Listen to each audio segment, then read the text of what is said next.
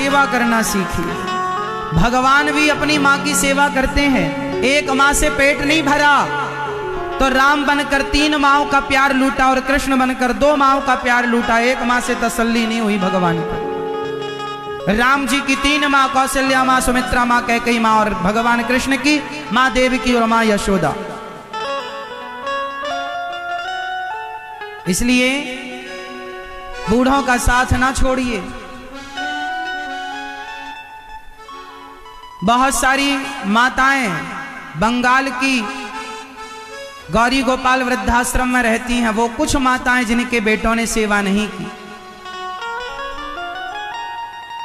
इस क्षेत्र की भी कुछ माताएं हमारे भगवान के चरणों में विराजती हैं। गौरी गोपाल आश्रम वृद्धाश्रम में बेटे हैं, बहू है, नाती पोता सब हैं, लेकिन सेवा करने को तैयार नहीं। निकाल रखा है कुछ बेटों ने अपनी माँओं को। आप ना कीजिए ये सब। द्रौपदी माँ ने अश्वत्थामा को कहा ये दया का पात्र है, गुरुपुत्र है, छोड़ दो। अश्वत्थामा के सिर की मणि निकालकर धक्के मार कर निकाल दिया।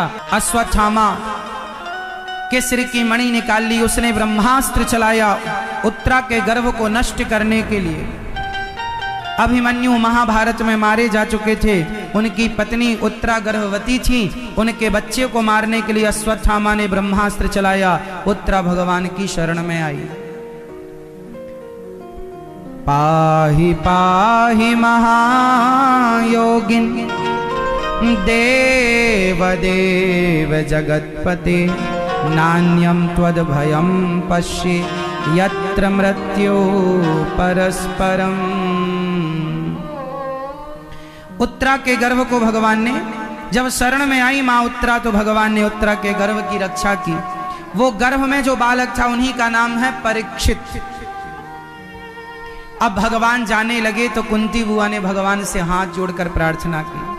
कुंती बुआ ने कहा कृष्णाय वासुदेवाय देवकी नंदनाय च नंद गोप कुमाराय गोविंदाय नमो नमः।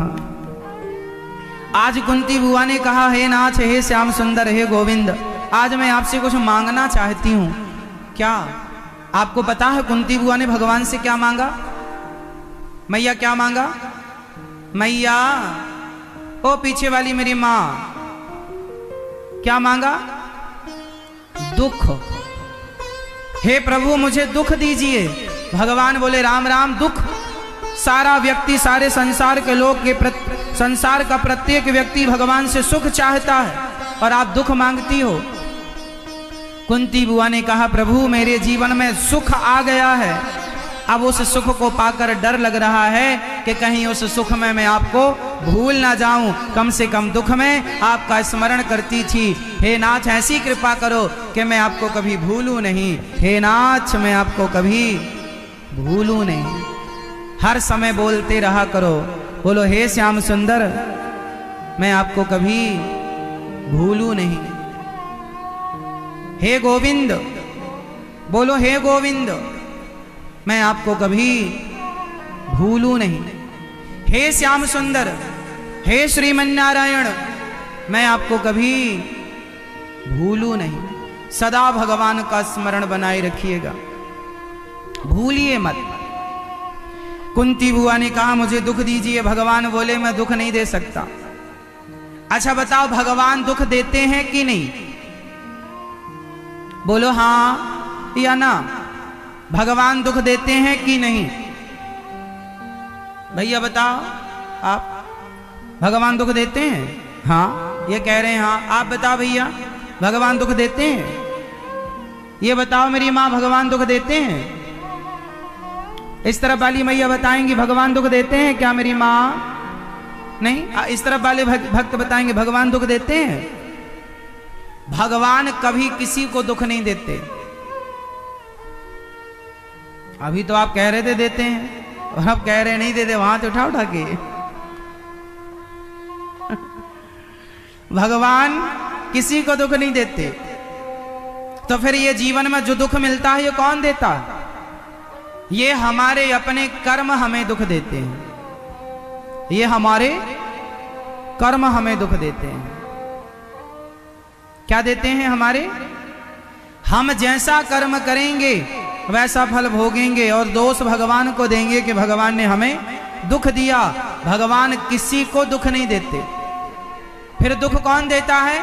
राम न मारे काहू को, पापी नहीं आराम, आप ऐसे मर जाते हैं कर कर खोटे काम।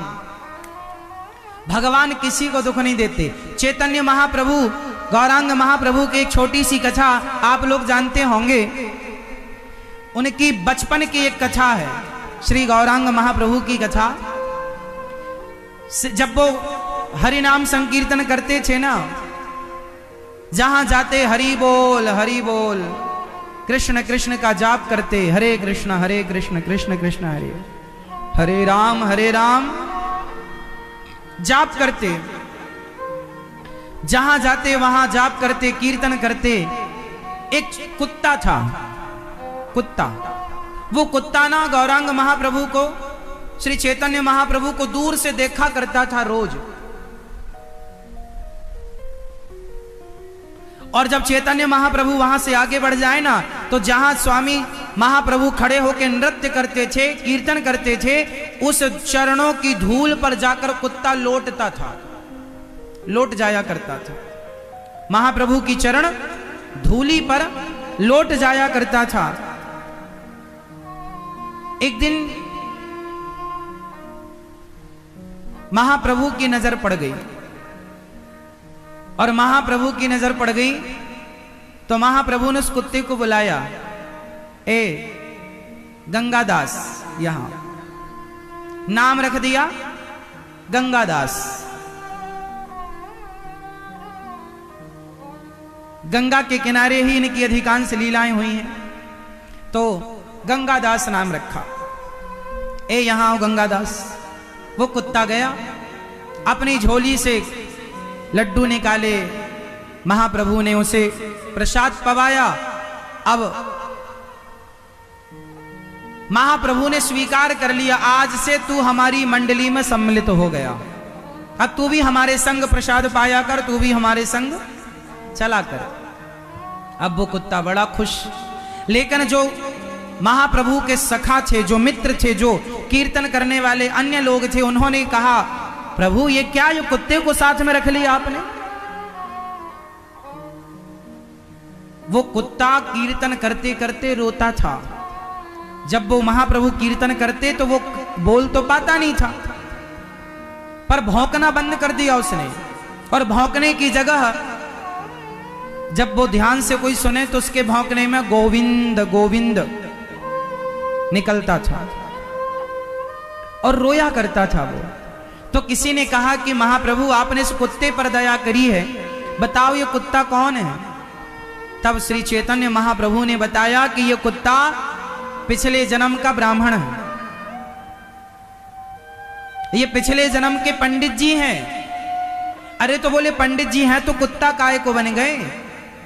चैतन्य महाप्रभु ने कहा, ये घर में आए अतिथि को, द्वार पे आए अतिथि को हमेशा जूठा भोजन खिलाया करते थे। खाने के बाद सबको खिलाया करते थे।